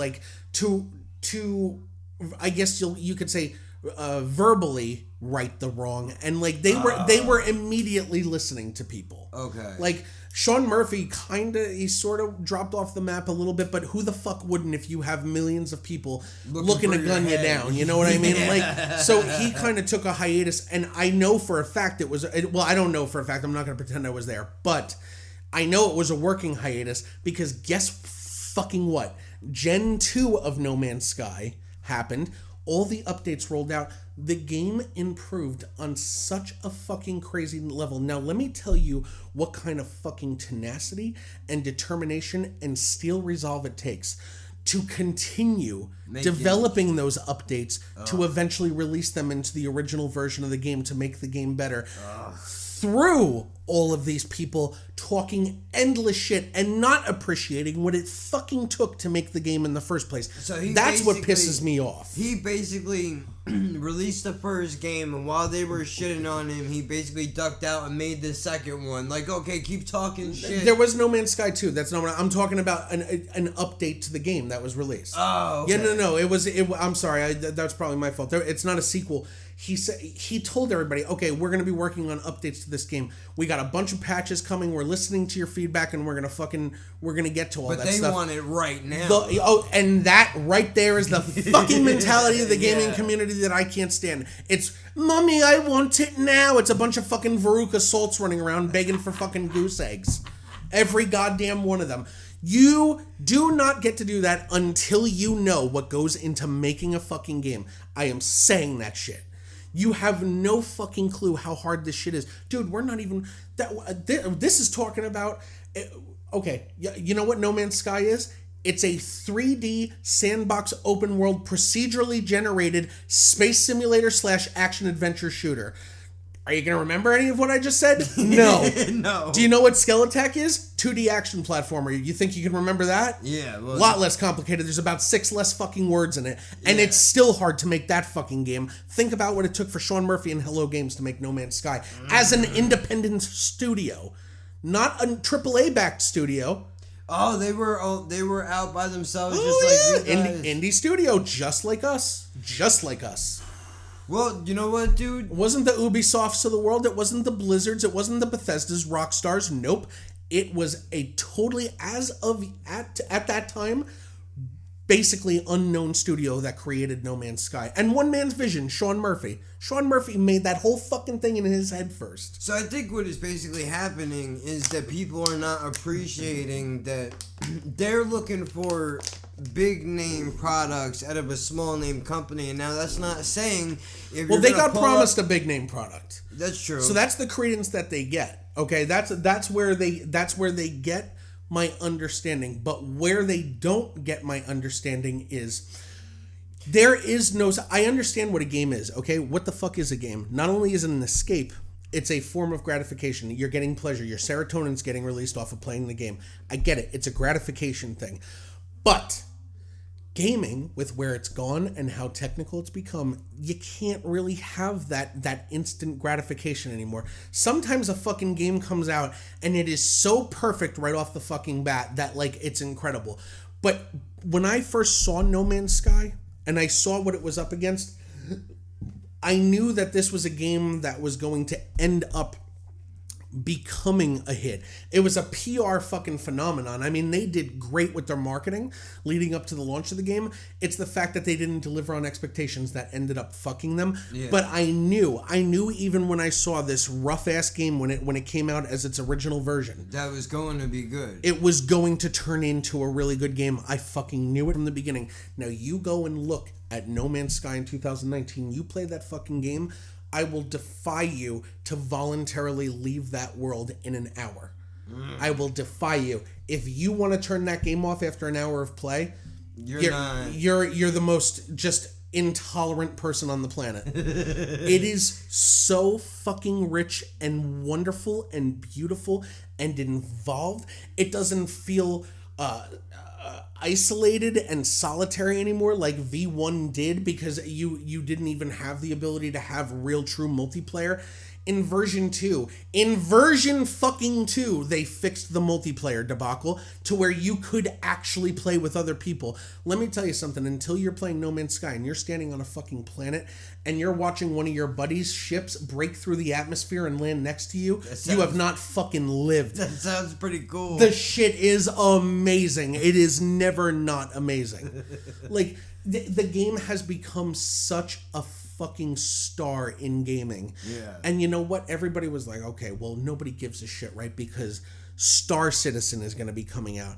Nobody gives a shit because Elite Dangerous is already out. These are comparable games. They're open world space simulators. Okay, because I've never heard of either of these things. They're very comparable games. And Elite Dangerous, you're flying around, you're looking at fucking planets, you're exploring, you're trading, you're doing all kinds of fun shit.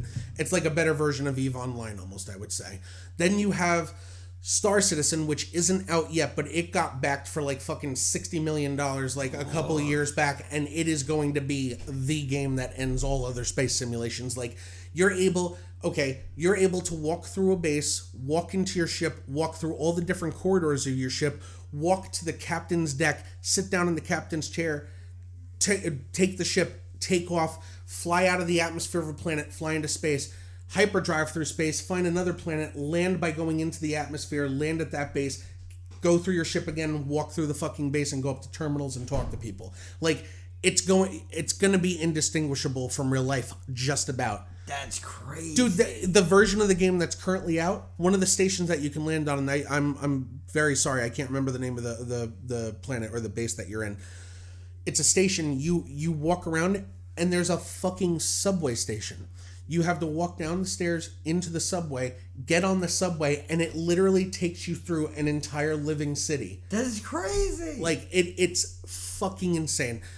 Holy shit, this was supposed to be about No Man's Sky. But, like, that's my point. Like, nobody's expecting anything to be as good as Star Citizen if and when it gets released. But if you heard that, I said if. Yeah. Because right now, it's not released. Like, it's still taking fucking forever from them to finally launch this game. Well, that's because that's a really, it's a massive undertaking. Yeah. But you know what?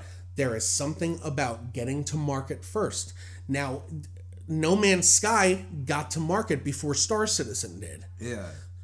No Man's Sky improved its play experience as Star Citizen has still been in development. Right, so they're essentially setting the bar in their own way. Like, we had it, we dropped it, and now we're fixing it again. So now the pressure is on they're you fucking even killing more. It. Yes, they're killing it, man. Like, Elite Dangerous and No Man's Sky are both doing really well. So now when Star Citizen comes out, it has to be what Chinese democracy was supposed to be according to everyone for Guns N' Roses. Yeah, dude, like, what a tie-in that was. Look at you, dude. Dude, straight up, it has the Chinese democracy complex on it now, which is people's expectations are going to be so fucking high that they're almost never doomed. going to live up to it. Yeah, they're almost doomed to get fucked. So, like, it's going to be very interesting, but I will say it's looking fucking amazing. I had the sincere pleasure of meeting Chris Roberts, the fucking head of Cloud Imperium Games, oh my god, I can't remember the other company, I'm so bad. Cloud Imperium, I'll just keep it at Cloud Imperium Games. He originally developed Wing Commander 2, all these fucking amazing games back in the day, and now he's the guy that's making Star Citizen, along with his incredible fucking team that's working on this game. I am still very excited. I bought a $250 fucking ship package for the game because I'm obsessed with space sims. So I'm definitely looking forward to it. But like, the overarching point is the gaming community was so fucking unforgiving about about No Man's Sky V1. Kevin's getting to watch me freak out in real time while I'm talking about this. So unforgiving about No Man's Sky V1, and still Sean Murphy and the rest of the Hello Games team pushed through all these updates and made the game even fucking better. Like, that is a testament to the true emotional strength of a game dev team. It takes so much fucking out of you. I'm not kidding. It is so goddamn stressful doing this stuff, but we all stay in it for the same reason that Sean Murphy did through all that horribly negative criticism. We fucking love it. It is genuinely a child to us. This is something that we're raising and nurturing. Yeah, you have to have the passion for it, I think, to do it, and it shows in your project whether you have it or not.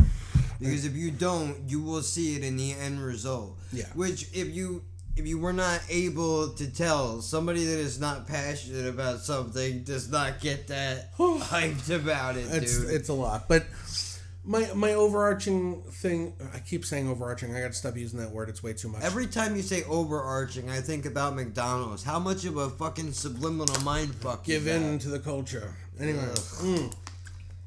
Fuck you and your food poison. My final point on it is this. Why am I doing it? Because it sounded like you were going to break into an Arnold when you were swallowing and speaking at the same time. That's one of my many talents, man. Anyway, swallowing and speaking at the same time. How do you like that? That's what he said. That is what he said. I don't know where I was. I'm just watching the dead air. I just wanted to. I liked how the line got really small. Anyway, my final point on all this is this.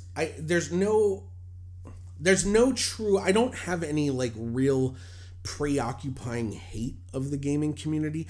It's just that I wish they took the time. If they took any time to, and a lot of them do, by the way. I'm not taking it away from the ones that do, but like the ones that don't pay attention to what these developers go through during the development process. When you come at it with this like, but I want it to be perfect now. Like when you have that attitude, it sucks for us. Like, I'm not kidding. And by the way, knock on fucking wood, not a single person that has ever spoken out in support of Skeletak has ever treated us like that. Yeah. They have never been like, come on, man, when's the fucking game coming out? Like, let's go. Well, that's because you're not going to get those people until after it's probably already out. Luckily for you, the people that are really invested in the game are probably the ones that are coming forth. And the real supporters, the advocates of what you're doing. Yeah. Dude, I can't, there are so many fucking shout outs I would give if I could faithfully give them just by remembering everything. But you like need a 6-page album cover art book of just people to write out, to shout out to. People like the 16-bit couple, Ryoko and her husband, Venge, fucking Undisabled, like a lot of these people that have become fans of the game. What's that like? Over this time, like they're not just fans. I remember Ryoko created plushies for us, cross stitches of Ember the Bat. Oh shit! That we were able to bring with us to PAX South to actually give out as a giveaway and stuff to people that were visiting the booth. She didn't get paid. I'll tell you this, bro. Shit. You guys put hoodies out. I want one, man. But the point here is like the fans did that because they love what we're doing so much. And I'm telling you, I can see it becoming a cult classic very easily. It blew us the fuck away. We couldn't believe it. And then I will never forget. We had a guy come up to us. I don't remember if this was at South. It was at South. It was at PAX South in San Antonio in 2018. We had a guy come up to the fucking booth and he asked for our autographs. That's crazy. And I was like, I'm not doing that. I was like, and not because I was unwilling. By the way, I did. I gave him my fucking autograph, but I was like, you're like, who the fuck am I? I was like, I'm letting you know right now that most weeks I can't even afford fast food. Like, this is the least valuable autograph you've ever received. That'd be like somebody coming up to me in ShopRite being like, hey, bro, I listened to the podcast. I really like what you guys are doing. And you know what? What ended up happening off of that, this is kind of a sad story. It's sad to me. I don't know if it's going to be sad to anybody else, but like the guy that ended up asking for my autograph died in a car crash. Oh my God, Jesus, no. No, we ended up speaking like while we were at the booth, and I was like, yeah, I ended up like I basically reiterated the story the way I'm telling you here. Like I was like, yeah, I told the guy like this is the least valuable autograph you're ever gonna have, and the guy overheard it. And he came over and he said, No. Well, you know, I wanted to get it because my kid really wanted your guys' autographs. And dude, I started silently fucking crying. Like, I was like, that is the coolest, most humbling, most beautiful fucking... Like that kid doesn't. He doesn't give a shit if I'm working on this on like and I'm struggling day to day. He sees me as a guy that just worked on a cool fucking game that he likes. That brings you back to the basics of it all. Yeah, man. Where it doesn't matter. Like you're a fucking hero to that kid, regardless of whether you make it big or not. You can argue that your fame can start and end right there. This kid didn't care because, like, I remember too during that conversation, I told the guy, I was like, if you really want an autograph, you want it from Dave. He's the guy that like designed out the game. Like, he's the one that's responsible for all the animation you're seeing, and the iteration of the game as it exists. But all this kid saw was 3 people at a booth working on this game together, and he wanted all of our autographs because, dude, I'm telling you, I'm close to having tears in my eyes right now talking about it. Yeah. Because he came at it with the fucking energy that I think everybody should come at stuff with. Yeah. Where he's just like, you worked on that shit? That's awesome, dude. Keep it up. Yeah. That is the most encouraging thing I've gotten from anybody working on this game, was some little kid's dad coming up to me and vicariously asking for my autograph. That's awesome, though, man. Fucking kills me to this day talking about it. It was the most amazing moment of my fucking life. I'm not kidding. Well, now that you said it, I feel like I need to put this out in the universe. Wherever he is, I hope he's walking around with both his legs and his arms are fine. Yeah, me too. Me too, man. Jesus Christ. I was only trying to make a offhanded joke to try to lighten it up, but my God. No, there's nothing wrong with that. Fucking No, but now I feel bad because, the kids involved and everything else. I feel like, fine. Yeah. No, it's all good. But, yeah, like this, so that's been the overarching thing is like, I did it again. I said overarching. Motherfucker, I hate that. I'm gonna hyper focus on that, and I'm getting rid of that word now. I just realized that I did that when I did a pre-record, and I said granted. I remember. Yeah, I remember like saying that. Wow. Yeah, no, we all got that. It's called word vomit. Is it? Yeah, it's called word vomit, where like you regurge the same words over and over. Gross. But oh my God! All right, and that's the next topic. How Kevin's like totally not okay with puking in any way. Ugh. It's dude. I found your arch nemesis in album form. Oh my God. Okay, this is a pointless story. I don't know why the fuck I'm telling this right now, but just okay. What you got to know is Kevin is literally repulsed by puking. And I'm not talking the normal, like, ew, that's puke. I'm talking like bad. Not right only now I'm talking about it and he's getting heated. Yeah, like dude, that, I can't. It only takes talking about it, really. Yeah. So this is gonna kill you. There's a no, fuck, no, dude, I can't. You're fine. I'm telling. It's not gonna be that bad. Anyway, there's back in, I want to say 2007, 2008, I went to see Skinny Puppy live, which is one of my favorite industrial bands of all time. They're incredible. And it was for their Great or Wrong of the Right tour. And they just so happened to be touring with an artist called Otto von Schirach at the time.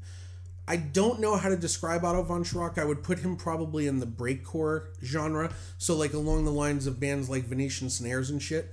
But what and he had a great set, by the way. The set was fucking amazing, and he's super creative. Like, he's nuts. He's got like wires all over the fucking place. He even had like this little like orange chip thing that he kept in his teeth, and what he would do is when he would scratch his teeth, it would make sounds on a synthesizer. No, not teeth scratching sounds. No, I know. I think I know where you're going with this. No, it has nothing to do with that thing. I'm just letting you know how creative the dude is. Okay. But there is a point at which, okay, now I'm getting into it. There is a point at which things become, let's say, too creative. And you develop a concept album that's perhaps fucking horrible. No. I'm not playing it. I am not going to do that to you, but I got to remember the name of the album, so I'm going to look it up really quick. He came out with an album, I think it was actually directly after the album that he was promoting at that Skinny Puppy show. And the album was called... Let me see if I can find it. Give me a second here. The album is... Oh, yeah. It's literally called Pukeology. And the entire album is just differently modulated and pitched samples of somebody puking. Nope. Nope. I gotta walk out of the room for a second. It's not a game. Dude, he can't even talk about puking. Alright, I'm done. I'm not gonna talk about it again. But I'm not gonna talk. That's my overarching point. Out there in the universe somewhere, there is somebody that could legitimately be considered Kevin's arch nemesis, and it's because he created that album. Fuck him. Like, it would, and by the way, I don't think I didn't listen to it, I did. You would make it 1/1,000,000th of a second into the first track before you were jumping out the window to get away from it. Nope. It is, guess what? To me, that's not bothered by it. I was bothered by it within 30 seconds. Damn. It is repulsive. Like, That's I mean, disgusting. Horrible. That's disgusting. But anyway. I was in a fucking great mood before. This is terrible. All right, maybe this is. Do you want to cut it here? Where are we at? We're at 150. Holy shit! We went almost 2 hours on this bitch. Well, dude, this is like a fucking regular conversation. This. I'll tell you right now, and I know this isn't for the audience. It's really weird that I'm talking outside of the audience. This was the most fun I've had in a very long time. Doing something. So. Definitely, dude. It doesn't. It's almost like the microphone and the computer are just things that are sitting in the room, like they serve no purpose. You just sat in on a regular conversation. So how good do you feel? Oh man, that was incredible. I really enjoyed this. All right, so I guess we're gonna close out our second episode of Trainwreck. Yeah, man. Yeah. So anybody that ended up listening, thank you so much, Kevin. Go for it, man. Like. Yeah, dude. Appreciate it as always, man. The links for the Twitter, Instagram, Snapchat, Twitch, YouTube, all in the sidebar. This is the second installment. Many more to come. This is a really fun thing to do, and it breaks up the monotony of YouTube. For sure. And here, at least, I can have my opinion. I can say what I want to say, and I don't feel that pressure. Yeah. So, that's always a good thing. But I know that hopefully, when you're listening to this, it's getting you through your drive to work, your train, wherever it is you're going, when you gotta walk wherever you have to go.